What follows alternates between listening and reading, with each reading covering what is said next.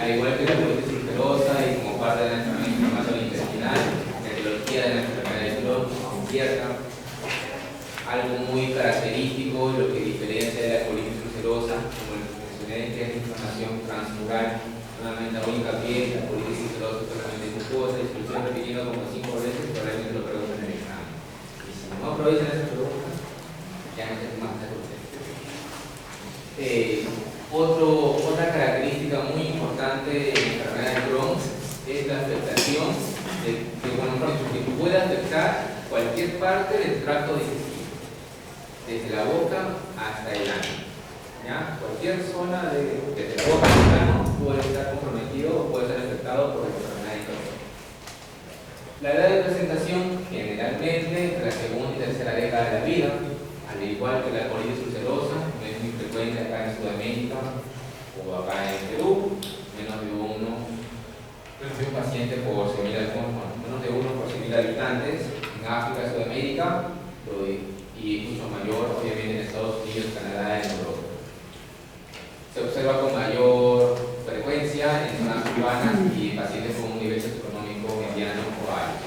¿Ya? Dentro de los síntomas de la enfermedad de Crohn, fatiga es un síntoma que podemos observar en estos pacientes. La diarrea crónica. Generalmente estos pacientes van a venir por diarrea crónica, pérdida de peso, fiebre. La diarrea crónica va a estar en relación porque generalmente la zona de afectación es a nivel del ilio y ciego. Y recordemos que a nivel del ilio es donde se absorben la mayor cantidad de nutrientes. Es por eso que los pacientes pueden tener diarrea, pueden tener malabsorción, porque la absorción biliar o la afectación iliar no va a permitir la absorción de sales biliares. Y bueno, la secreción excesiva de líquidos por la gran afectación del ilio. El dolor abdominal suele ser de tipo cólico, puede ser localizado en el cuadrante inferior izquierdo, derecho, cervical, algo patognomónico. Y pueden esos pacientes tener dolor abdominal por las complicaciones que pueden tener esto, que es por la afectación que es generalmente estenosis, perforación. Como la enfermedad es transmural, estos pacientes pueden formar fístulas enterovesical, enterocutánea, enteroentérica, enterovaginal, y el riesgo de desarrollar fístula en estos pacientes está de la mano con los años de enfermedad. Mientras más años de enfermedad, más probabilidad. La enfermedad perianal se ha visto en 1/3 de estos pacientes con enfermedad de Crohn. Incluye el dolor perianal, fisuras anales, abscesos, fístulas anorrectales. Generalmente las fisuras anales es un cuadro que lo solemos observar con mucha frecuencia. ¿Ya? Generalmente las fisuras anales los solemos observar a horas 12, a horas 6. Muy relacionado a veces con el estreñimiento.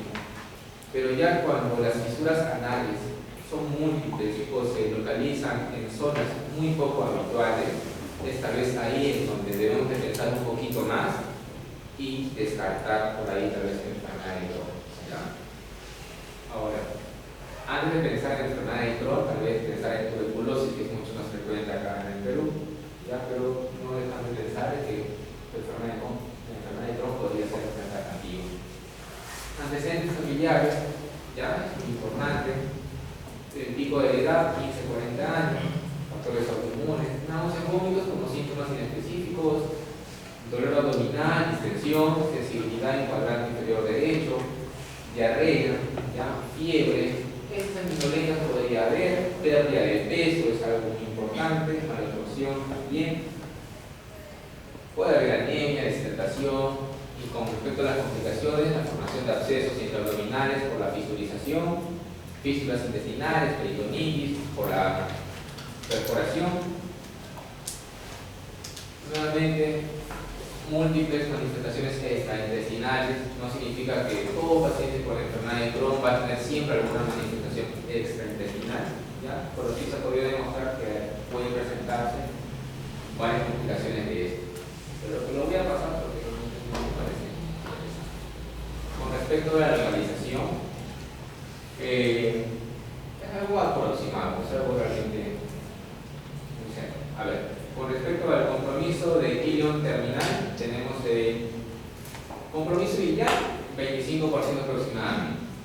Compromiso ilial y secal o iliocolo realmente el 50%. Este va a ser el lugar de mayor compromiso en la enfermedad de Crohn, la presentación más frecuente. Afectación colónica pura, un 20%, y ya localización variada, ilial o más arriba, realmente entre el 5 al 15%. Entonces tenemos las ileocolitis, afectación de ilion y colon, tenemos las ileitis solas, tenemos la enfermedad de Crohn gastroduodenal, tenemos la yeyunoileitis, tenemos la colitis granulomatosa o exclusivamente afectación colónica, tenemos el Crohn perianal. Con respecto al diagnóstico, a diferencia de la enfermedad de la colitis ulcerosa, hasta vamos a usar los criterios de Leonard-Jones. Entonces, hay criterio clínico, endoscópico, radiológico, biopsia o hasta la pieza quirúrgica. ¿Cómo vamos a llegar al diagnóstico de la enfermedad de Crohn? Hay criterios. Se dice, hay un criterio histológico más otros criterios. La presencia de granulomas es algo muy patognomónico en los pacientes con enfermedad de Crohn. Si tengo granulomas y además tengo cualquiera de otro de estos criterios, el paciente tiene enfermedad de Crohn. Si no tengo granulomas, necesito por lo menos 3 criterios de todo lo que acabo de mencionar acá. Y si es que no tengo ni granulomas y solamente llego a 2 criterios, se les denomina como sospecha de enfermedad de Crohn. Son distintos exámenes de laboratorio que tal vez nos podrían ayudar un poquito en el cuadro de la enfermedad de Crohn. No es que me haga el diagnóstico, pero me puedo orientar. El hemograma, obviamente, porque puedo observar anemia, ya puedo haber trombocitosis. Los reactantes de fase aguda, si me pueden orientar, el PCG, PCR elevado. Bueno, puedo solicitar electrolitos, albúminas, ferritina, calcio, magnesio, vitamina B12. Recordemos como el compromiso es generalmente ilial y secal, hay mala absorción, entonces puede haber mala absorción de esto de acá. BK, PPD y VIH como parte de los diagnósticos diferenciales. Úlceras a nivel de ilion realmente puede ser por muchas causas. Uno de ellas puede ser tuberculosis, VIH, entre otros. Marcadores serológicos, el ASTA, como les mencioné, puede estar positivo en los pacientes con enfermedad de Crohn. La calprotectina fecal ya es un examen de heces, ya que mide inflamación realmente del colon. Realmente es muy útil. Acá en Tana sí se hace calprotectina fecal, lo suelo usar relativamente con frecuencia con el objetivo, digamos, de valorar si mi paciente necesita o no endoscopía. Como por ejemplo, viene alguno de ustedes al consultorio con diarrea crónica y solamente su único síntoma, ya su diarrea crónica. No hay diabetes, no hay dolor, no hay fiebre, etc. En teoría yo estoy sospechando que puede ser intestino irritable, es lo más frecuente. Pero por ahí me dijeron algo y quiero descartar que no sea, digamos, enfermedad inflamatoria o algún cuadro inflamatorio. ¿Sí? La calprotectina fecal me ayuda mucho como para poder orientar la etiología de esa diarrea. Si el valor de calprotectina fecal es menor de 50, es muy probable que no haya inflamación del colon y que estemos ante un cuadro solamente de intestino irritable. Pero ya cuando está por encima de 50 o cuando está por encima de 150, ya me dice que hay inflamación del colon y en teoría me estaría diciendo que debiera hacer una colonoscopía a ese paciente, porque probablemente haya alguna enfermedad del colon que esté produciendo inflamación por el de la diarrea. Por eso lo usan bastante en Estados Unidos, obviamente, para poder orientar la necesidad o no de colonoscopia. Reacción inflamatoria, parasitológico, productivo, es parte de, obviamente, como el estudio de diarrea crónica. Cuestión difícil también deberán pedir a los pacientes con diarrea crónica, sobre todo a aquellos pacientes que han estado recibiendo antibióticos o por el razón. Este código de acá evalúa más o menos la sensibilidad, la especificidad de estos marcadores serológicos ante la enfermedad de Crohn o colitis ulcerosa. Vemos que los pacientes que tienen ASCA positivo, el valor predictivo para la enfermedad de Crohn está en 95%, y los que tienen el ASCA positivo para colitis ulcerosa, la sensibilidad, el valor predictivo positivo es del 85%. Con respecto a la endoscopía en la enfermedad de Crohn, bueno, procedimiento endoscópico, colonoscopía más filoscopía, ¿ya? Va a ser el procedimiento de elección, porque va a ser lo que me va a permitir, obviamente, evaluar en vivo o observar en vivo la mucosa del hilo, un colon, me va a permitir tomar biopsias de estas lesiones. El valor predictivo positivo es del 96%, ¿ya? Ahora, todo paciente que haya sido sometido a alguna cirugía por enfermedad de Crohn se le debería hacer un control colonoscópico a los 6 o 12 meses. Otra ventaja de la colonoscopía es que me va a permitir hacer algún tipo de terapia endoscópica. Una de las complicaciones de la enfermedad de Crohn es que se pueda estenosar. Y si es que se estenosa endoscópicamente, lo podríamos resolver con dilataciones. Más o menos esto es una colonoscopía o cómo se observa un colon en un paciente con enfermedad de Crohn. Vemos que la afectación ya no es simétrica, sino es asimétrica. Hay zonas limpias y zonas comprometidas. Las úlceras suelen ser un poquito más profundas, más extensas, pueden ser vertiginosas. Podemos observar pólipos, ¿ya? O un patrón en el legrado. Eso más o menos es algo característico de la enfermedad de Crohn. Vemos que la inflamación, al ser transmural, vemos como ya está cerrando el colon, puede producir estenosis. Y esos son los adoquines, son esas cositas que tenemos acá, patrón en el legrado.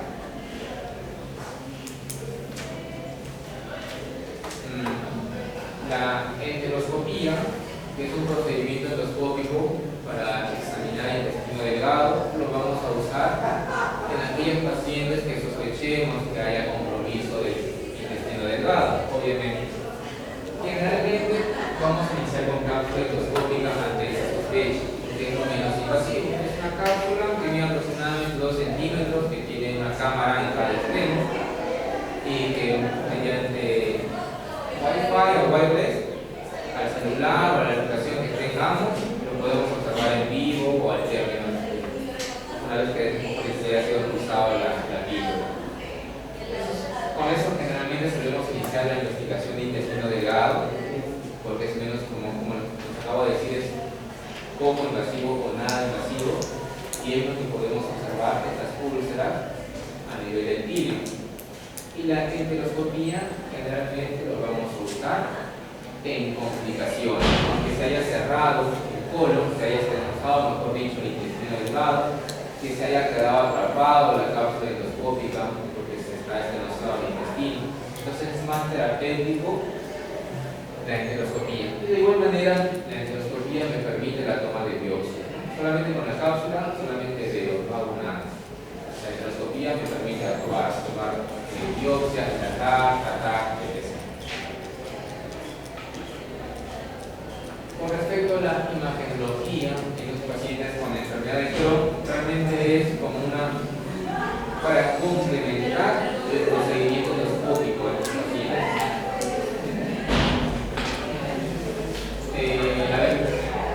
La ayuda diagnóstica es algo complementario, como les mencioné, a los procedimientos endoscópicos y me va a permitir evaluar, digamos, algunos segmentos estenosados o perforados, etc. El intestino delicado, ¿cuándo lo vamos a usar? Cuando tal vez no podamos concretar una colonoscopía. Un paciente que le hicimos colonoscopía, llegué, por ejemplo, hasta el colon izquierdo y no pude pasar porque estaba cerrado. Capaz ahí un examen como imagenológico, como el colon en un intestino delicado, podría ayudar.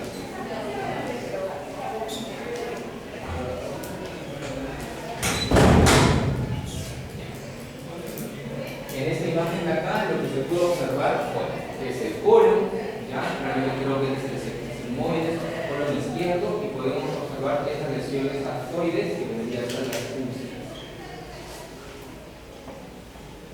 El tránsito intestinal también es otro examen que podríamos aplicar en estos pacientes. Lo que podemos observar es el signo de la cuerda, que es un estrechamiento de la luz intestinal. Vemos acá alguna nodularidad de la luz intestinal. La presencia de adoquines, que también podría ser estas bolitas acá, por así decirlo. Ulceraciones indirectamente observados como defectos de relleno. Acá vemos el signo de la cuerda, que es el estrechamiento, ¿ya? Y esto es el aspecto de adoquín, pequeños apelotamientos. El diagnóstico realmente sí va a ser de ayuda mucho el diagnóstico histológico, sobre todo la presencia de granulomas. Granulomas no caseificantes, ¿sí? Porque si hubiera caseificación, estaríamos hablando de tuberculosis. Como les mencioné, diagnóstico diferencial, hay muchas enfermedades infecciosas que podrían producirme ulceraciones a nivel del hilo, ¿ya? Shigella, salmonella, yersinia, porción difícil, tuberculosis, VIH, citomegalovirus, ¿ya? Bien, por eso la toma de biopsia y una buena historia clínica va a ser de ayuda de estos pacientes. Es muy importante que clasifiquemos esta enfermedad según, la clasificación de Montreal para tener una uniformidad entre todos nosotros, los gastroenterólogos, por así decirlo. Vamos a usar tres parámetros: la edad del diagnóstico, localización y patrón evolutivo. Será A1 cuando la edad de diagnóstico es menos de 16 años, A2 de 17 a 40 años, y A3 por encima o igual de 40 años. Con respecto a la localización, L1 cuando es fiscal, L2 cuando es pública, L3 cuando es idiopólica y L4 cualquier otra ubicación. Con respecto al patrón evolutivo, Q1 cuando es no inflamatorio, ¿ya? Mejor dicho, inflamatorio, no hay obstrucción, tampoco hay fisulización. B2 es cuando es obstructivo, B3 es cuando es fisulizante y se le va a agregar la letra P si este compromiso es peniano. Tengo que clasificar la enfermedad en grave, moderada o leve, ¿ya? Vamos a usar esta clasificación que es CEDAI, que evalúa múltiples parámetros: número de S, número abdominal, estado general, toma de antidiarreicos, si hay alguna masa abdominal, hematocrito, peso corporal.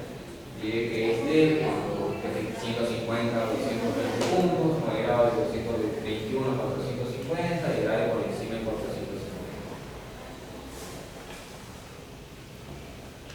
Al igual que la colitis ulcerosa, en tratamiento lo que busca es mejorar los síntomas del paciente. Tenemos que inducir y mantener la remisión del paciente, sobre todo libre de esteroides, mejorar la calidad de vida y reducir al mínimo la toxicidad. Ahora, la actividad, la realización y comportamiento de la enfermedad es algo que tenemos que tener en cuenta.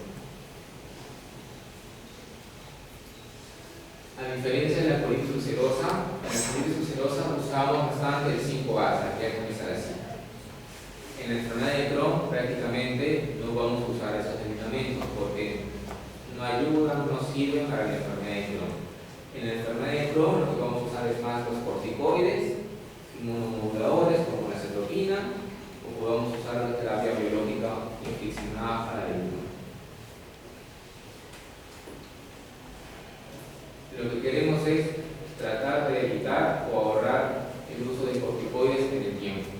Y conforme el avance de la enfermedad, obviamente que nuestras armas pueden ir aumentando poco a poco: budesonida, teopurina, biológicos, hasta que las características, como dije, no se usan en enfermedades de Crohn. Ya lo mencionamos en colitis ulcerosa, las distintas terminologías que vamos a usar en estos pacientes, como remisión, respuesta, recidiva, corticodependencia, corticoresistencia. Ya entrando a la parte de tratamiento, vamos a clasificar en pacientes de enfermedades Crohn leve, de bajo riesgo. ¿Cuáles son estos pacientes? Pacientes que tienen síntomas muy leves o prácticamente no tienen síntomas. Que su proteína C reactiva esté normal o ligeramente elevado. De igual manera, la calprotectina fecal esté ligeramente elevado, que el diagnóstico haya sido por encima de los 30 años, que solamente está limitado al compromiso a nivel colónico, si es que hay ulceraciones, son superficiales o tal vez no las tengan, ausencia de compromiso anal, no hay antecedentes de alguna cirugía y ausencia de estenosis, ausencia de fistulización. Estos pacientes son de bajo riesgo. Idealmente se les debería iniciar a todos los pacientes iniciar tratamiento con budesonida. Vamos a adelantar un poquito.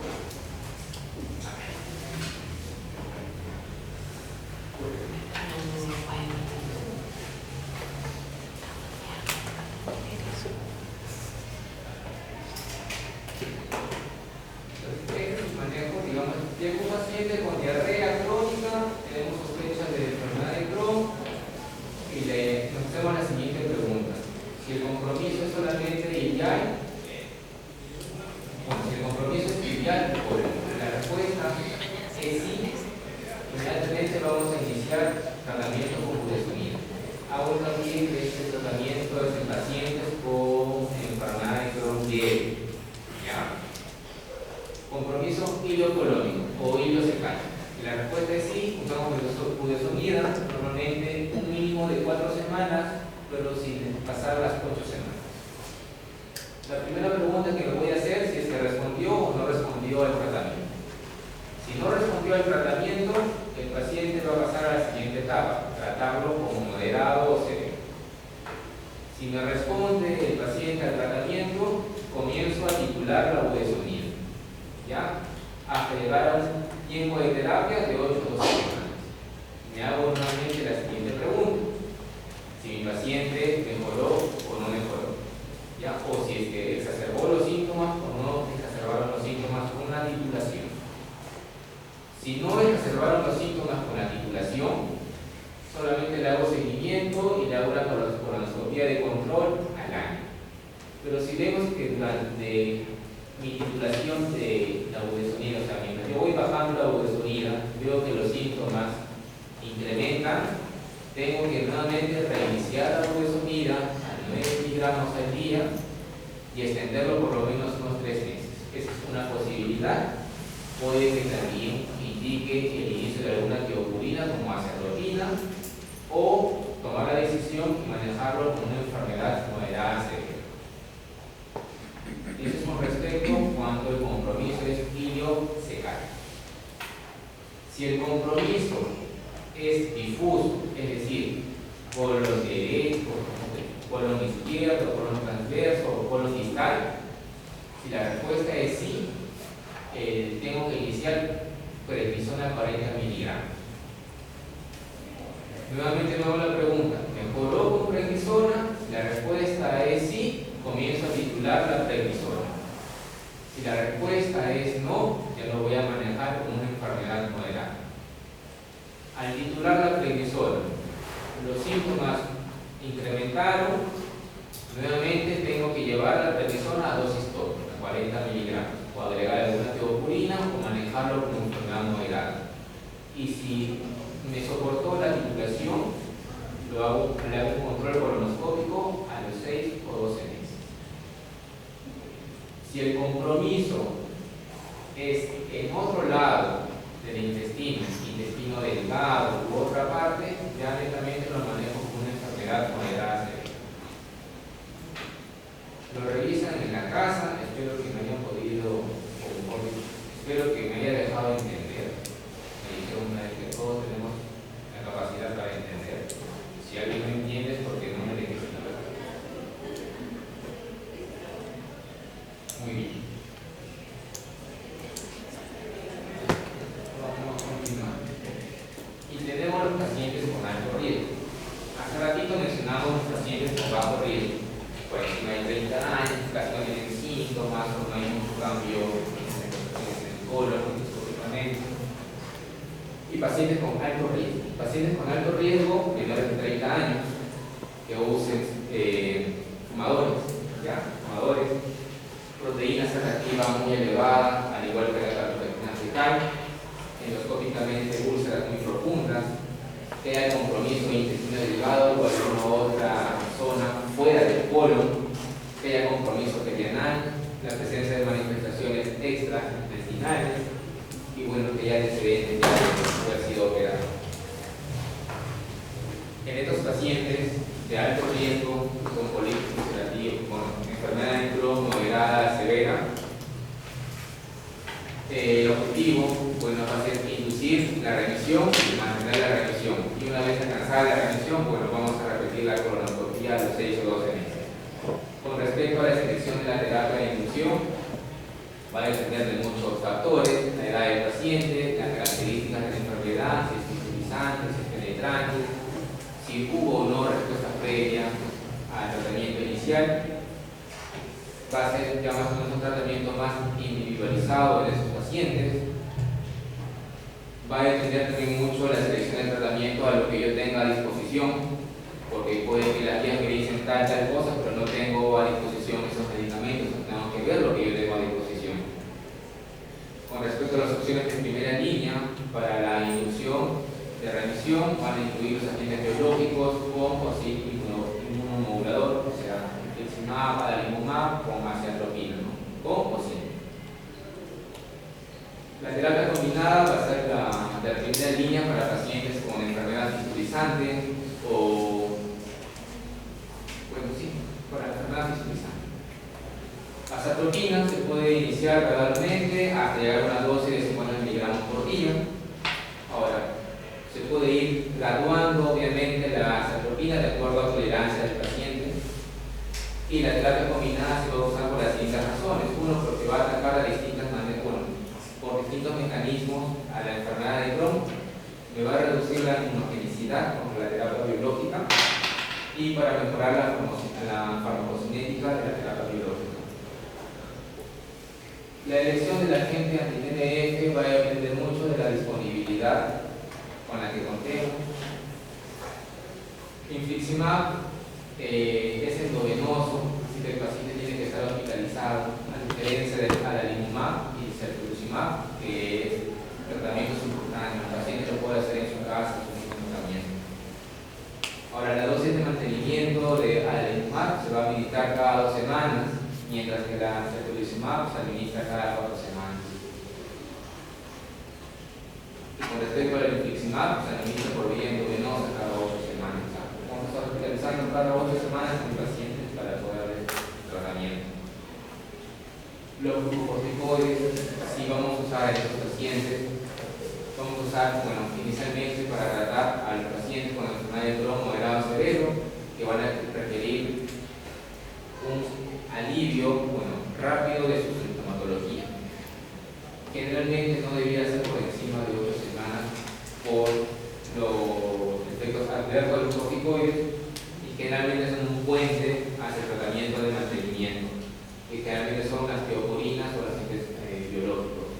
Podemos usar prednisona o budesonida según lo que contemos en el hospital.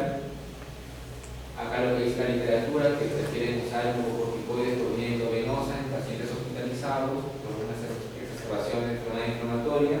Generalmente suelen usar metilprednisolona, 60 miligramos por vía intravenosa diariamente. La duración del mantenimiento de la enfermedad va a depender mucho de los síntomas, obviamente, del paciente. Los pacientes con alto riesgo, que acabo de mencionar, menos de 30 años, que sea elevado, gran compromiso crónico en la colonoscopia, probablemente necesiten una terapia de por vida, por lo menos con alguna gente.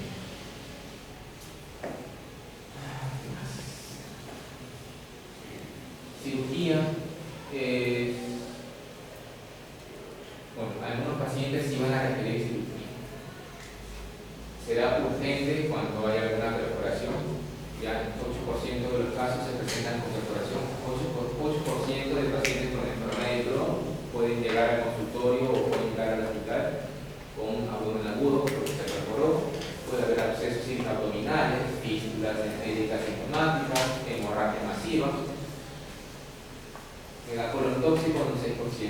Y el electivo, cuando la enfermedad es refractaria, cuando hay fibrosis muy extensa por encima de 10 centímetros, drenaje de abscesos, desfuncionalización del colon, lesiones plásticas o plásticas.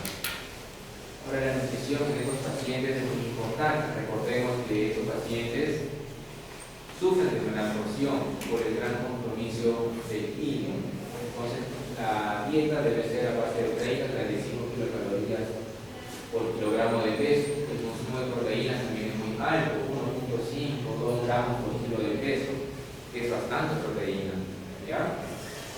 Siempre complementarlo con algún multivitamínico.